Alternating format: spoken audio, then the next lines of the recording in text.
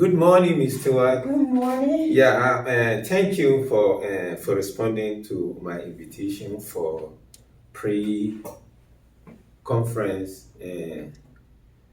for the conference of your observation.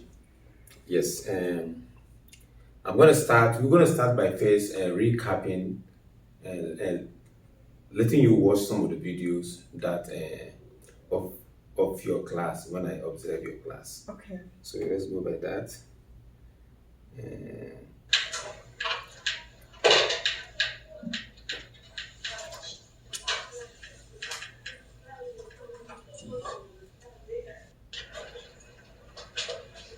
Braden, Tristan, Louis, Pamela,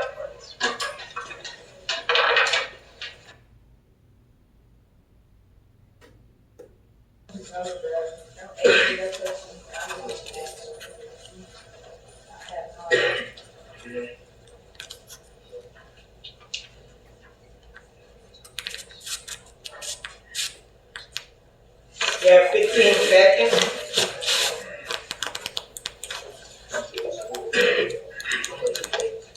Huh? How much is that? Where?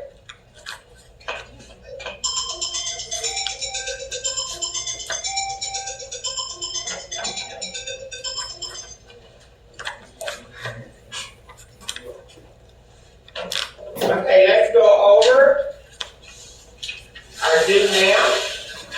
Wait, I'm not done. Huh? I'm not done with it. You're not done with it? No. I'm gonna put it right here, can you see it? Cause if I leave it up on this board, it's gonna, if I leave it up on a board, it's gonna interfere with us going over it. So what was your answer? Hold it up. 3, okay. Ricardo, what was your answer? 3 and 8? Because okay, you still confused? I didn't see you yesterday. You had 8. What do you have? So what do we do? Tristan, what was your answer? Yeah. What is B equal? So 3 times a negative 5 minus 4.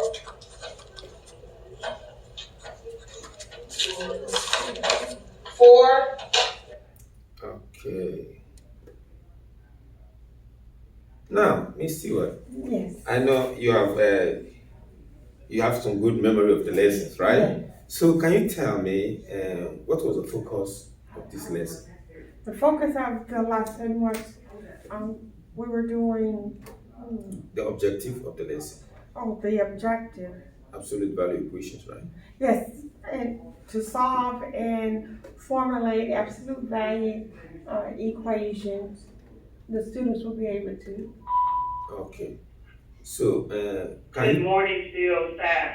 We have a representative from Grand Canyon University in the front area of the building, right across from the nurse and registrar area.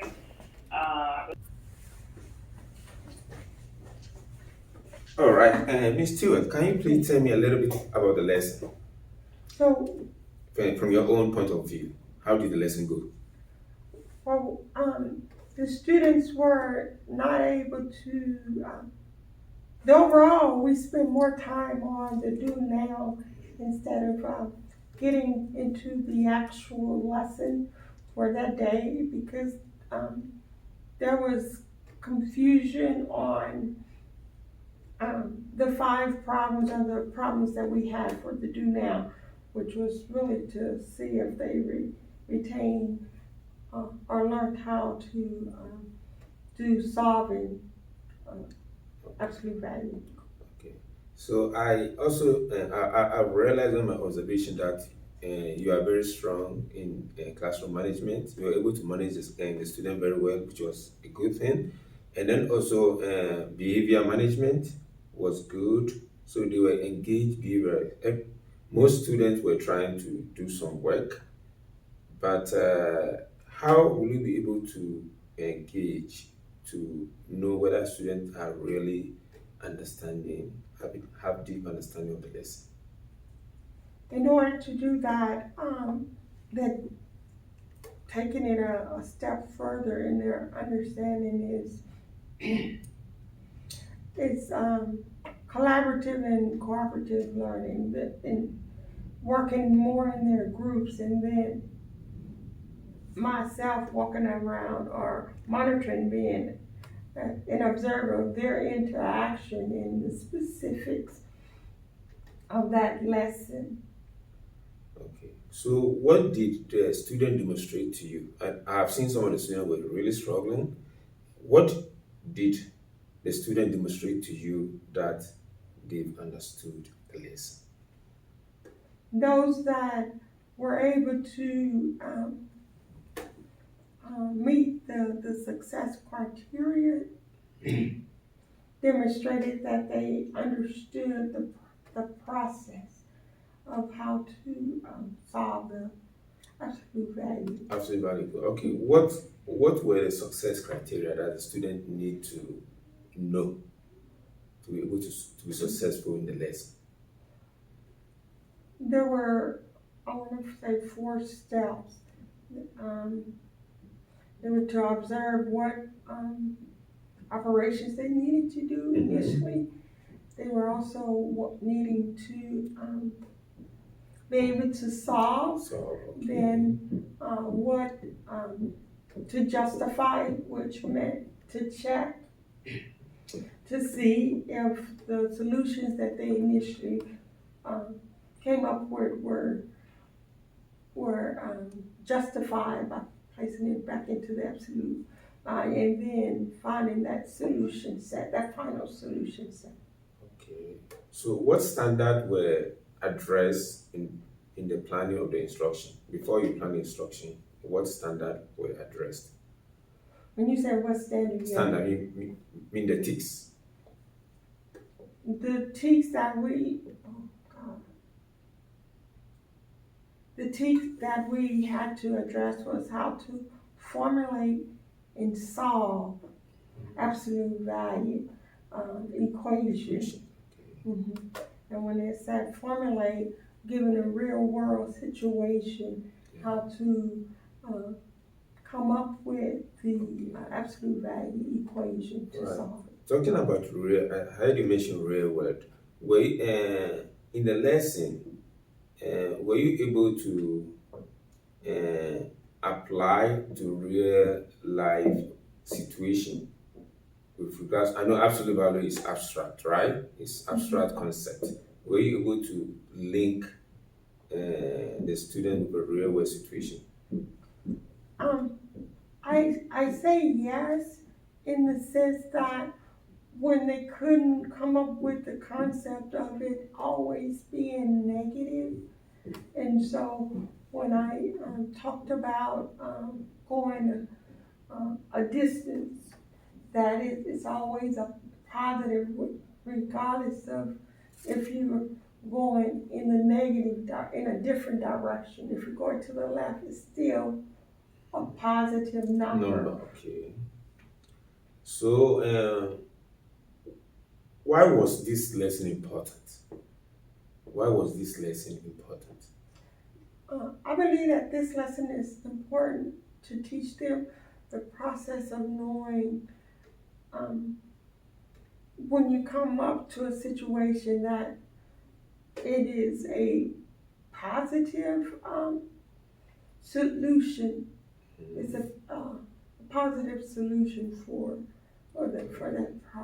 I don't know. Is he gonna assist the student to be able to do, mass is built up to do the subsequent topic like absolute of inequality? Is he gonna help them? Yes, yes. How is he gonna help them? With the with equality, they know that it's going to be equal, and then with the inequality, they will see that you have the same process of solving the problem, except for one step. like dividing the variable by a negative or multiplying by a negative, that they change that inequality. How did you communicate the learning goal to the students? The way that I communicated to them was reading it and having them to read it, or having someone designated to read it. Great. That's good.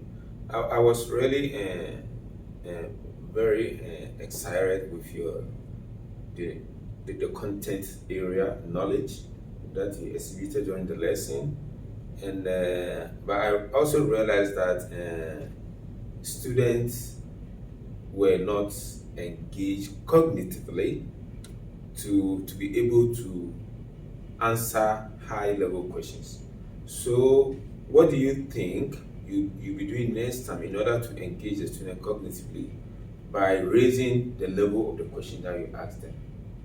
Instead of I noticed instead of something that I didn't do this lesson was to formulate the the questions for I guess thought-provoking questions. Yeah, talk for real questions. So, Yes, the why and the when. yeah, yes. I didn't formulate those questions in my planning.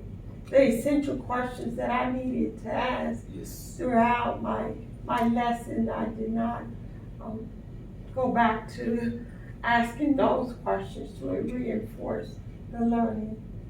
So, how will you know that the students have mastered that lesson, the lesson you taught? How will you know? No, by using from assessments, as well as from those essential questions that I need, those high-level questions that I need, the what, the when, the why.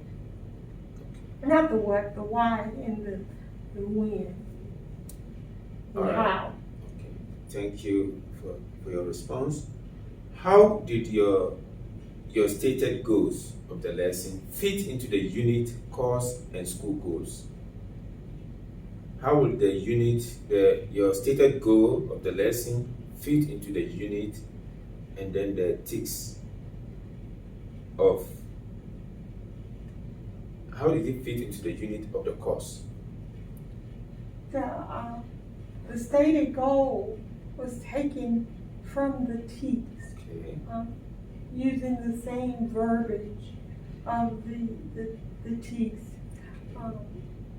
What I had inputted before the TEKS is the students will be able to, and then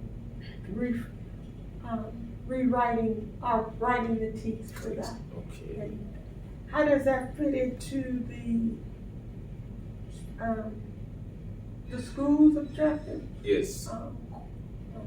Quality instructions. Instruction. Okay. And ensuring that the students, quality instruction and ensuring that they are, instructional. Yes, yeah, thank you for that response. I realized that you were also asking the students to go to Desmos to use their whiteboard. That's kind of a way of engaging the student, which is good. I would like also to find out how were you able to integrate technology into the lesson? Normally, for integration of technology is the students being able to utilize their laptops, utilize software like Desmos, also software like iExcel. During that lesson, a lot of my students didn't have their devices. So some may have used Desmos on their cell phones. But that's the integration of technology into. Now, another way of using that technology is to have them to research a real world problem so that they can utilize the absolute value, formulating that absolute value equation. Mhm. Okay, that is good. All right. So now I would like you to reflect over the lesson and give yourself uh, to rate. You have to rate the lesson. How do you think the lesson go? From the scale of 1 to 5, 1 being low, 5 means you think the lesson went excellent, very well, 3 means average, and then 2 means not really well. So how will you rate the lesson and why?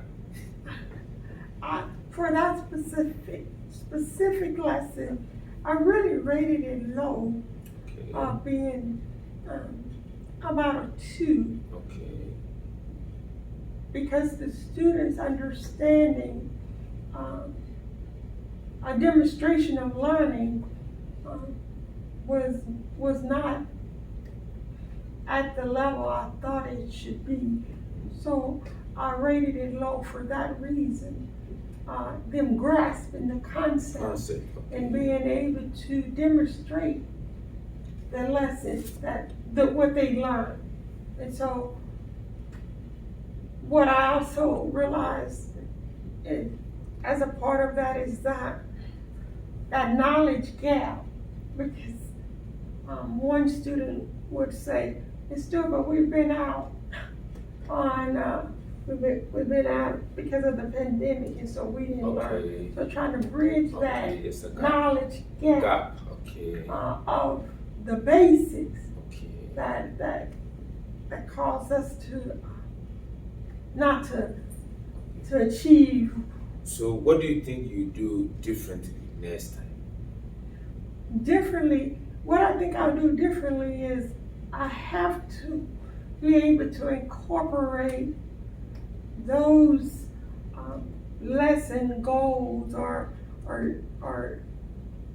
teaks that they did not grasp from the 2.5 years that they did not, they were not in classroom setting. And also going to, I can't think of the software. Look forward beyond, oh man, it's a Do software. you what talking about software? What technology and software do you use? Besides Desmos? Do you use other tech like Kahoot for games? Do you use Nearpod? Do you use what other technology do you use? Software, right? Do you use in class? The students have just been given their IXL. Mm-hmm. And so in using IXL in the past, I will be able to monitor what the students are, for engagement, what the students are doing, and it will send a flag or identify if a student is having some difficulties with a certain problem or a type of problem, and then I'll be able to pull that student to do it into the small group Okay. and work on that specific problem, or students that's having the same problem. Okay. So you be getting data right away concerning students, how the students struggle in their lesson, Yeah. and to be able to give effective feedback, right? Yeah. Okay, that's good. So, now on the assessment, how do you assess your student? What assessment data was examined to inform the planning of the observed lesson? What are the data that you assess? What the do now? Okay, they do now. Okay. We didn't get the opportunity to complete the DOL to Mhm. use that data for assessment, and I have not yet did a summative assessment, the formal assessment, to see how well they grasp. Okay, okay. So now, did you talk about the DOL? Were you able to? How did the student do with regards to the DOL of the lesson? Well, it has to be a reteach because the do now that Okay. I had them to do, the majority of them still didn't grasp the do now, which was introducing the lesson. The lesson. Okay. All right. So, plus letter 8. Yeah. So now looking at the lesson, how will you continue to engage to manage student because you did well in managing student behavior? You know, I heard you saying, put your phone down, calling student by name. Put your phone down, focus. You know, you were redirecting student, which is good, right? So, how will you continue to manage students' behavior in your class so that students will be engaged, at least engaged in the lesson during the instruction? What I have changed since that lesson is being while I'm at the front door, at the door, Mm-hmm. making sure that their cell phones are in their backpack. Mm-hmm. And so once I get that objective under control, cell phones in the backpack, I don't have to take that time to continue to say, put your cell phones in your backpack. And from there, doing more group activities, Activities, Uh-huh. okay. that collaborative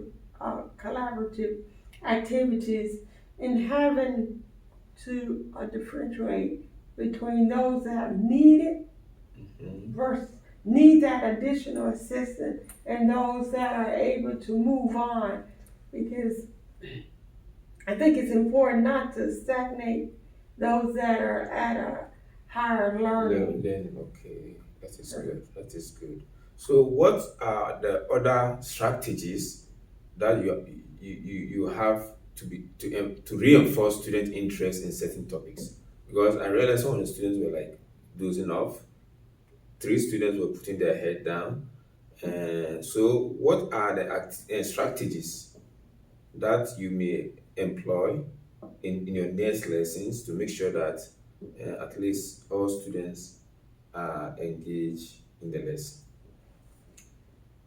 Different types of group activities. Mm-hmm. And then I have to be aware of that some students are not just students, Mm-hmm. but they may have where when they are outside of being at the school, their concerns are family life, their family situation. They may have to work. Oh, well, okay. So I have to be I have to be understanding Mm-hmm. of that particular student situation outside of school, and in an attempt to show that student that although they have a heavy burden or responsibility after school, that this is important. So come up with an activity or some Yeah. activities to assist that student and not. All right. So now, and the desire for to promote student-centered learning. So, in that regard, why do you think it is important for students to collaborate and interact with their peers? You know, I know you ask them question, what is this? What is the absolute value of 2? They say 2. What's the absolute value of -3? They say it, interacting with them. So what will you do to promote students interacting with other students in the class?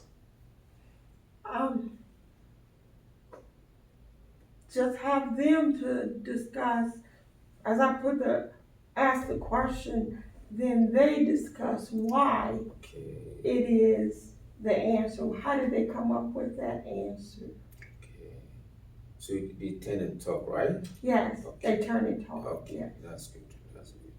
So how will you make sure that all portion of your lessons to keep students engaged, focused, and motivated to learn? Because towards the end of the lesson, I know students will be tired. Or how will you make sure that throughout the lesson, students will be engaged? I know it's difficult, but how will you try and do that?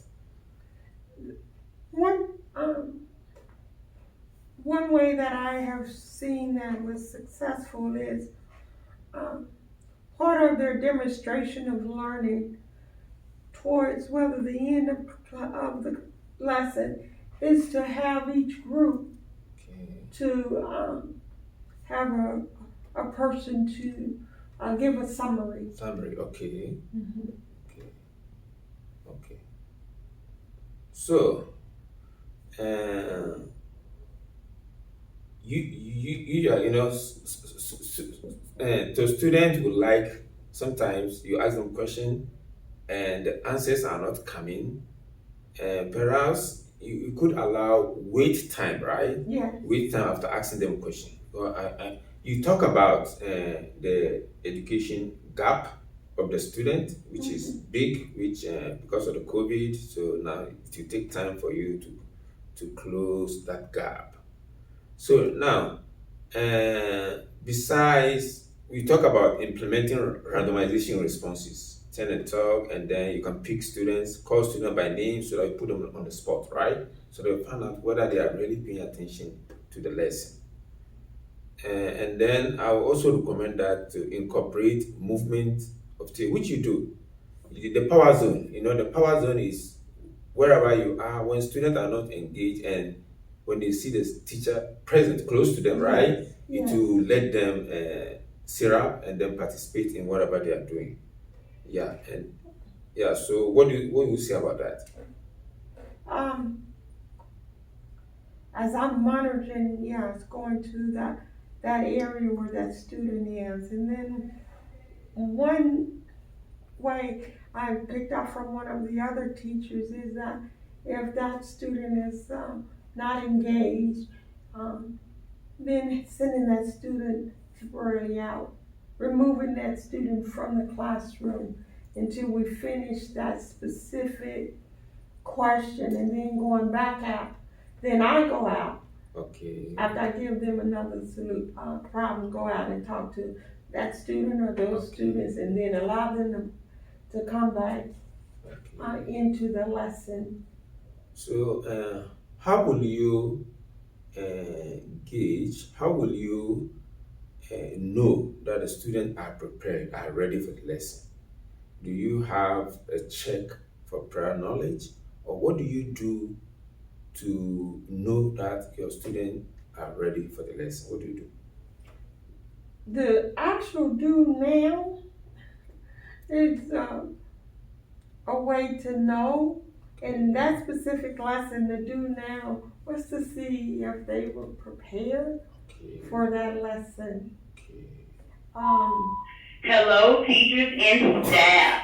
As we continue with our professional development day, lunch will be served.